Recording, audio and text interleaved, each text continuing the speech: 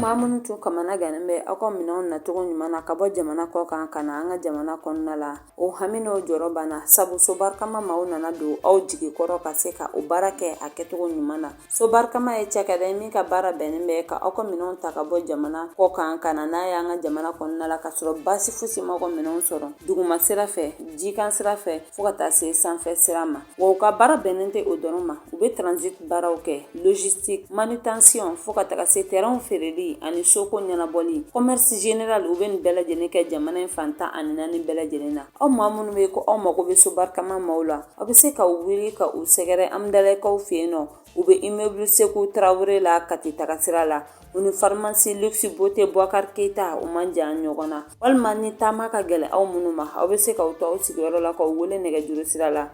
bi woroni duru bi duru mugan wolonvla binan an duru nanzarakana 65 50 27 45 gwa numéro sabana fana be ni oye bi woron fla fu ane shegin bi shegin nani bi wolon fla ni fla nanzarakana 62 08 84 72 ayo jigi ke so barkama ye ate fo aw jigi ke biye arabai utukalo klita ani konoton samba flani muga ani woro amunu sogolembe aka jabaran so mandila anga foli bo bela jelen ka keni awa wakati chuko amba wala doni yakuni aka kuna funu wakati sili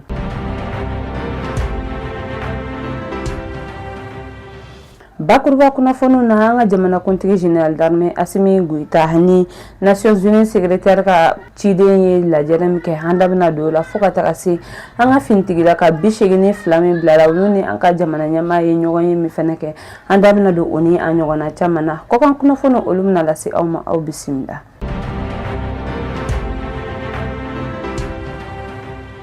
taratado utukalo klitan shegi samba flani muga ane woro anka jamana kuntigi general d'armée Assimi Goïta ni madame Sale Wor Zewde nyogonye ni ale tunye Ethiopia la sigide en fait en don temenona ni anana Nations Unies secrétaire général ka chila anka jamana konnala ya sa chugamina mi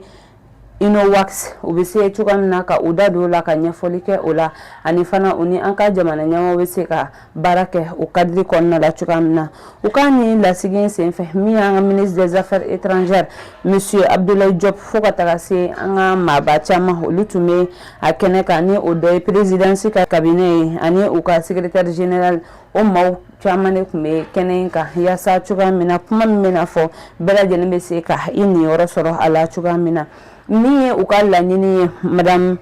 Sale Work Zewde dado la kanya folike ola anka jamana nyamaw yoro haye ajira ko ukala nini belebele dode anka jamana nyamaw kaseka ino waxi kaseka adon ani fana kaseka uhakilina tawdi ubeseka feramunu blasenka abara tabulu nyuma kama chogo yamina mi anka jamana kuntigi general d'armée Assimi Goïta haye ajira ko aye familialike aka ni manu na wafana ko ale kon be fami ni sabula mi madam Sale aye ajira ko ni ino waxi mi flania anya shine be farafina gun jamana kren wurudiga fa jamana ani sahel jamana bele jenema ya sa chugam na fero be se ka soro uka gele yaula wa haya jira ko ali Senegal jamana yere o fana be ko ina o hukum konna langa jamana kunti ajira ko ni amanye ubafe ta barake ni jamana uye ni kadri konna la ko akaka uka fero bele jeni la songa ka jamana u hakinna udon ani fana ka réalité munu be jamana nunu konna la ukana nyina ulu bela jeni koka ulu ta ka barake ni aye ko ale koni hakinna la ni uye u fanga sinsin uka ino waxi barani abese ka nya ubolo dona na taula wa ajira la fana ko yani hananga jamana kuntiki ka nyogoni mi anga ministre des affaires étrangères Abdoulaye Diop ani oye la sigike ka barado ke nyogon fe kenemi ka mi anga ministre d'état et ministre de la réconciliation de la paix et de la cohésion nationale général de corps d'armée Ismaël Wage halefana tume o baranyogonya keneka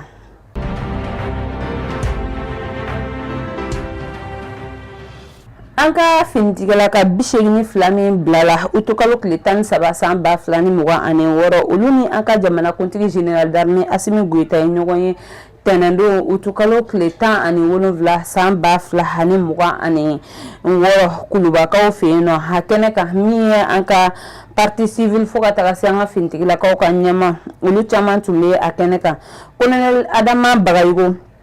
ale ye kuma ta ni finitigilaka ninnu tɔgɔ la a ye folikan kɛrɛnkɛrɛnnen lase an ka jamana ɲɛmaaw ma olu minnu seko n'u damayira kɛ u dɛmɛli la yaasa u ɲuman bɛ se ka segin u ka so cogoya min na wa a y'a jira fana ko ni finitigilaka ninnu labɛnnen don ka kɛlɛ kɛ sanga ani wagati jamana in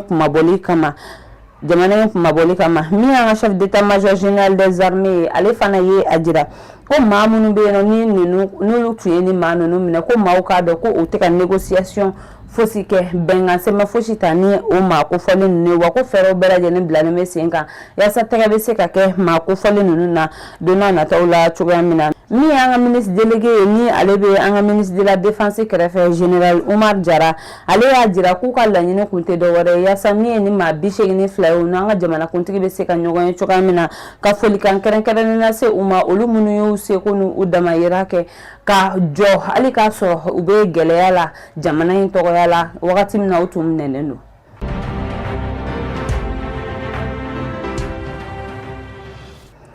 Tɛnɛndo utukalo tile 17 san 2026 min ye an ka kiiribulon tigilamɔgɔw ye u ka kiiri bɔ ka ɲɛsin Monsieur Mohamed Yusuf Bachili ni bɛɛ b'ale wele Arasbach la ani Madame Orokia Doumbia ni bɛɛ b'ale wele Rose Vichère la ka olu u ka jaabi bɔ olu ka kiiriko la u ye u fila bɛɛ lajɛlen ɲangi ka u bila san 10 kaso la a jirala ko san 3 u bɛna kɛ avec sursis o kɔfɛ fɛnɛ ko u kan ka sefa wari 48,000 ka o sara jamana ye.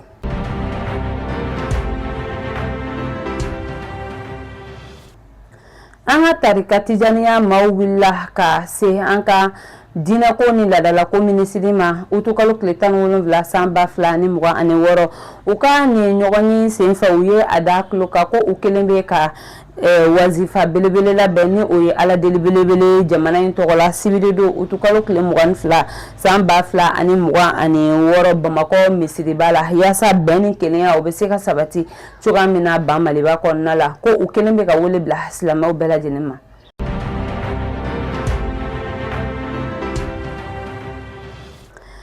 Ni an ka armée de l'air cɛdenw ka pankurun dɔ ye atterrissage forcé dɔ kɛ tɛnɛndon utukalo tile 17 san 2026 Tombouctou pankuru jigi kɛnɛ yɔrɔ la ka sababuya kɛ min ye nin pankuru in wulilen kɔfɛ bolibagaw ye a ye ko u ka moteur dɔ cogoya ma yen nɔ u jiginna a jirala ko nin pankuru in kɔnɔna la maa 19 de tun b'a kɔnɔ denmisɛnnin 3 o tun bɛ maa 19 ninnu na maa si ma jogin wa a jirala ko maa si fana ni ma to a la sɛbɛsɛbɛliw bɛ sen na yaasa fɛn min kɛra nin ko in sababuya ye ka se ka o dɔn.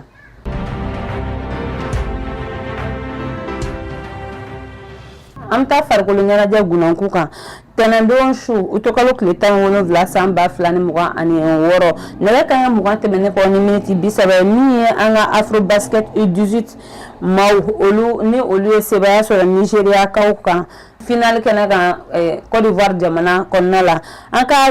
farikolo ɲɛnajɛ minisiri ni o ye Monsieur Abdul Kasim Ibrahim Fomba ani an ka musow ka minisiri denbaya ani den ka minisiri Madame Jara Jɛnɛba Sanogo ni supporter tɔw ni an ka maaba caman taara ni maa ninnu bisimila yaasa cogoya min na ka u ka nisɔndiya jira u ka sebaya sɔrɔli la min ye an ka farikolo ɲɛnajɛ minisiri ye ale ye a ka nisɔndiya jira a y'a jira ko ni sifinnaka ninnu ye Mali kunna wolo Côte d'Ivoire jamana sanfɛ ko u ye an ka drapeau kɔrɔta wa fana ko an ka jamana ɲɛmaaw tɔgɔ la ko a bɛ folikan kɛrɛnkɛrɛnnen lase u ma ko u kun bɛ ka a lajɛ u y'a ye ni sifinnaka ninnu ye u seko ani u damayira kɛ cogoya min yaasa u bɛ se ka na cogoya min na ni kupu in ye jamana in kɔnɔna la a ye folikan kɛrɛnkɛrɛnnen lase an ka cɛmanw fana ma olu minnu ni a kun ka d'u fana ye ka na ni kupu in nka ni olu danna 4e place la a ye folikan kɛrɛnkɛrɛnnen lase u fana ma ko a dalen b'a la ko don n'a nataw fana na u fana bɛn'u jɔnyɔrɔ fin basket hokumu kɔnɔna la yasa Mali drapeau be se ka sankɔrɔta cogoya min na wa fana a ye a ɲini ni sifinnaka ninnu fana fɛ ko u k'u jija halisa u ye ni sebaya sɔrɔ min daminɛ u ka taga a fɛ u kana na jɔ bilen a ye folikan kɛrɛnkɛrɛnnen lase u ka degeden karamɔgɔw n'u ka sélectionneurs bɛɛ lajɛlen ma olu minnu tun bɛ kɛnɛ kan ko a bɛ folikan kɛrɛnkɛrɛnnen lase bɛɛ lajɛlen ma min ye an ka muso denbaya ani den ka ministre ale fana ye o kumakan kelen de fɔ ale fana ye a ka nisɔndiya jira ka jira ko ni sifinnaka ninnu ye u kunna wolo ko u ye Mali bɛɛ lajɛlen de kunna wolo ni sebaya sɔrɔ in ye wa fana ko a yɛrɛ fana bɛ a fɔ u ka sélectionneurs n'u ka degeden karamɔgɔw ye ko u ni baara sabula a baara a nɔ yera a fana ye a jira ko min ye an ka cɛmanw ye ko u fana a kun ka di u ye ka na ni kupu in ye nka ko u ma se k'a kɛ ko nka folikan kɛrɛnkɛrɛnnen bɛ lase u yɛrɛ ma sabula u ye min kɛ o fana ye belebele min ye fédération malienne de basket président ye monsieur Jean-Claude Sidibé ale fana ye kuma ta ka folikan kɛrɛnkɛrɛnnen ka o lase an ka jamana ɲɛmaaw ma olu minnu ye ni kunbɛnni ɲuman in ka o labɛn u ye ani supporters bɛɛ lajɛlen a ye folikan kɛrɛnkɛrɛnnen lase u bɛɛ lajɛlen ma a y'a jira k'a kun ka d'u ye ka na ni kupu in fila bɛɛ lajɛlen ba Maliba kɔnɔna la nka ko Ala de ye a latigɛ cogoya wɛrɛ la nka ko a bɛ folikan lase bɛɛ lajɛlen ma maa o maa de bɔra ka taa olu kunbɛn supporters fo ka taga se an ka jamana ɲɛmaaw k'a b'u bɛɛ lajɛlen fo ko Ala ka siɲɛ wɛrɛ yira u la u bɛn'u seko n'u damayira kɛ yaasa cogoya min na an ka musow fo ka taga se an ka cɛw ma u ka se ka na ni kupu ye jamana in kɔnɔna la.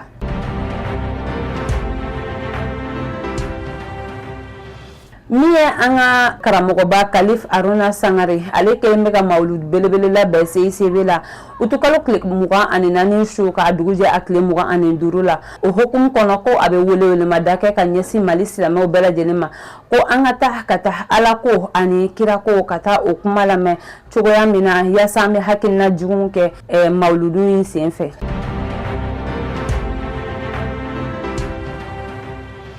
O b'an ta an ka kɔkan kunnafoniw na an bɛ taa Amérique kɔnɔna la Amérique kunnafonidiso min bɛ yen ni o ye chaîne américaine ABC ni ale ye groupe Disney maaw ta ye olu bɔra ka laseli kɛ tarata don utukalo tile 18 san 2026 ko u bɛna damakasi sɛbɛn don Donald Trump ka administration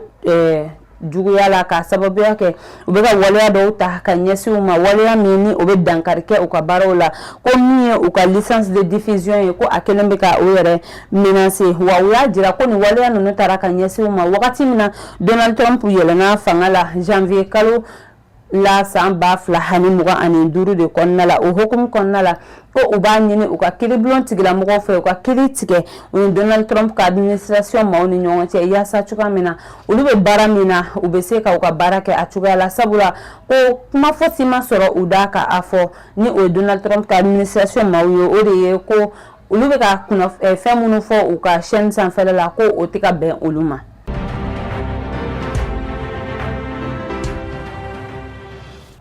Nin bɛ dan sigi an ka bi kunnafoniw na an tɛ sɛgɛn an tɛ ɲinɛ an b'an ka dibilabarakɛbagaw fo sabula u jɔyɔrɔ ka bon an ka baara in na an bɛ so barikama logistique transit maaw fo olu de bɛ k'an dɛmɛ sanga ni wagati yaasa an bɛ se ka kunnafoni jɛlen di aw ma ni Ala m'an ka jɔnya jɔnya an bɛ ɲɔgɔn sɔrɔ don wɛrɛ ka kunnafoni di aw ma ladiriya la shukran.